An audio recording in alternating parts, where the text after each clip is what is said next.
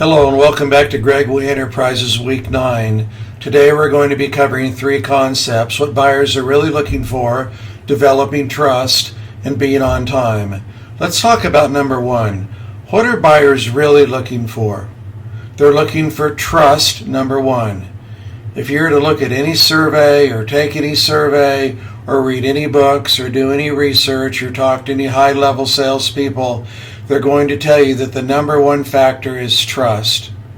They've got to be able to trust you and buy you before they buy the product.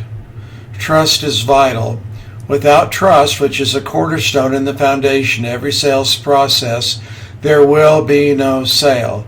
Or after the sale, there's going to be people which are going to bail on you and which are going to change their mind and have buyer's remorse and cause you problems. Trust is the number 1 key. Number 2 is product knowledge. They want an individual that they can trust, but that also has product knowledge, that is going to know the product, be able to explain the product to them, demonstrate the product to them, tell them all of the advantages, and at times show them that what they're asking for isn't necessarily what they need, be able to guide and direct them to the product which they need. Also, accountability. They want someone that is accountable. They want an individual that if they make a mistake, or if there's anything that goes wrong along the sales process or with the product or something that they represented that they might have made a mistake on, that they're going to be accountable. That goes back to trust. No one wants to deal with an individual that isn't accountable, doesn't answer their phone, and does not follow through and help them. They want an individual that has energy, someone that they know genuinely is invested in the product, invested in them, and has the energy to be able to really get it done and really push that deal along. They want someone that is sincere, someone that is genuine. If you're not sincere, if you're not genuine, then why should they work with you? They're going to find somebody that is. They're going to find someone that really genuinely wants what's in their best interest. They want an individual that's organized, an individual that when you deal with them, you can look at them, you can read them, you can know, looking at their desk or their office, wherever it may be, that they're organized, that they've got their ducks in a row. They want an individual that has really good listening skills, someone that isn't going to constantly be talking, someone that's willing to listen to them and fulfill their wants and desires and needs. They want someone that's mature. When I go to buy something really, really expensive, the very first thing I do is I go right through the doors and I say, is the sales manager here? And I'm very upfront with them. I says, I don't have time to mess around with one of the youngsters that doesn't know what they're doing or doesn't really have an interest in me. I want someone that can really cut to the chase, give me the best price, and that understands the product. Extremely important. Somebody that's focused. We want an individual that's focused on your needs, and that goes along with maturity, that's going to focus and have you feel like you're number 1, but genuinely have you be number 1.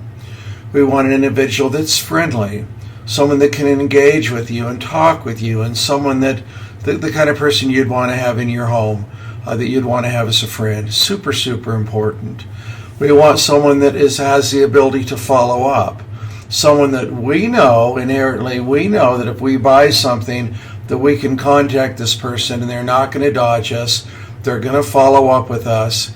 They're going to be able to help us with our needs going forward and genuinely take an interest in us both before and after the sale. We want an individual that has the ability to connect, someone that has the ability to understand us, to help us, to have something in common with us. And that's why I always say, try to find something that you have in common with that individual. Maybe it's where you're from. Maybe it's your beliefs. Maybe it's your past experiences. Maybe it's something that your children have in common. Try to find something that you have in common. So let's review them. Let's go through someone that is trustworthy, someone that has product knowledge, someone that is accountable, someone that has energy, someone that's sincere, someone that's organized, someone that has phenomenal listening skills, someone that is mature, focused, and friendly, knows how to follow up, and the ability to connect. If you have all of these things working in order, just like a well-oiled machine, your individual, your buyer is going to want to work with you. Why should they want to go anywhere else? If you can give them everything right there, they're going to want to stay with you. Let's go to number 2, developing trust. One of the very, very key factors in developing trust that I have learned is make eye contact. Look them in the eye. Don't look down, don't look away, don't look up, don't look to the side. Don't be playing on your phone. Don't find a reason not to look at them. Look them in the eye and make eye contact. Show them your hands. It sounds kind of funny, doesn't it?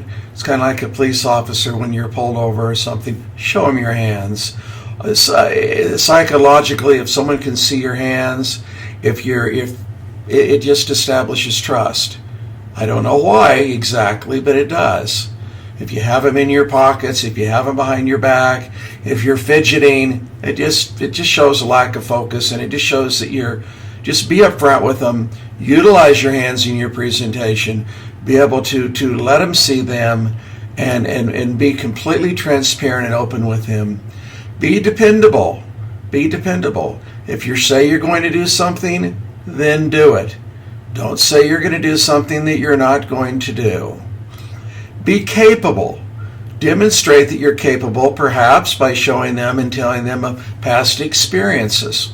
Show them the product. Step them through the product. Show them that you have that product knowledge, but show them that you're capable so they know they're in the hands of somebody that can get the job done. Have integrity. Having integrity means sometimes doing something for somebody, a customer, that isn't in your best interest. I'll say that again. It's doing something for somebody that isn't always in your best interest. It means perhaps selling them a product or doing something where you're not going to make the ultimate commission, but you're going to be doing right by them. Nonverbal cues, that goes with showing them your hands, how you walk, how you talk, how you sit, what you do, where you place yourself.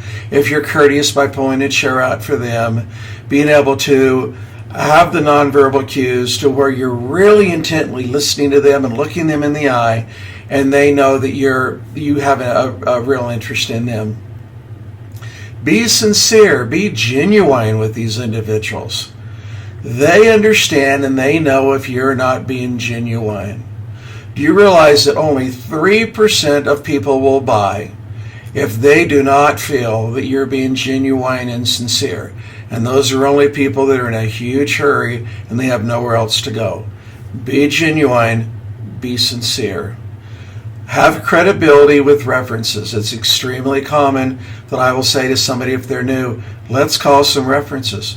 Let's call some people that I've worked with for 10, 20, 30 years. Let's call these individuals. And I tell them, I says, I want you to be completely at ease with what you're buying. I want to give you the same amount of respect as what I would ask. So credibility, super, super important in developing the trust. Being on time. Being on time shows that you're dependable. An individual which isn't running on time and shows up late, it shows a lack of respect. Comes down to respect. It shows a lack of respect for their time. This also shows them that you care when you're on time. It shows them that you care, that you respect them, that you can be depended upon. Things run more smoothly also when you're on time. Have you ever noticed that when I like to get there early, as I mentioned in my previous video, I like to get early and get organized and think things through. Things are going to run a lot more smoothly if everything is organized and everything is going as it should. You're taking it more seriously. If you're on time, you're showing this individual that you're taking it seriously. And the most important thing about being on time, or any of these concepts, reverse the situation. Ask yourself, how would you feel if, for example, you had a dental appointment or a doctor's appointment, or you had another engagement that you had to be to, and the salesperson just didn't show up on time? Very, very, very vital. The concepts which we go over are very basic. They're very general. Most of them are very common sense, but it's also very good to be able to review these so that you know and you can keep them fresh in your mind, some of the things that these people really, really need. I hope you go back and you review these videos, you share them with your friends, you like them on social media, that you look forward to seeing one every Monday, a brand new one every Monday posted by 5 o'clock Mountain Standard Time. I hope these are helpful to you. I will look forward to seeing you next week. I hope you have a great week. I want you to be relentless, stay on top of things, get it done. Don't take no for an answer. Thank you for your time. Have a great week. Goodbye.